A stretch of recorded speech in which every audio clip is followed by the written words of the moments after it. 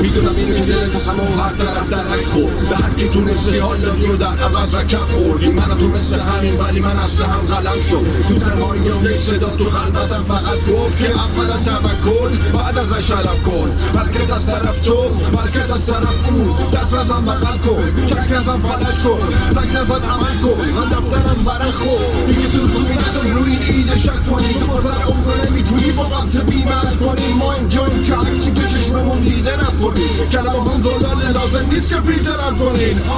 یه عده مشاور کلمه هامو بشنون یه عده هم که میخوام فقط قلم پامو بشکنن ولی حرفامو تو نفس آخرم بازم میگم چون اگر مصد جیگر شعر اگر مصد میدن خلاصه اونا که بدخواب الان میخندیدن بدخواب الان میخندیدن که چطوری زیرم میرن کلمات روی بیتم چیدم اینو به تو میگم میره همه وجودم واسه بالا بردن پرچم میهم میدم من طالب آتش واسه مشکلی باشه تو آتش هستم میکنم از ما میدونم حرفا میدونم فردا تو هشت هستم به همین شارک هستم که قدم به قدم باید هستم اصلا یه جا بقم نمیرم بکنم هفتم بارش هستم همه بیدار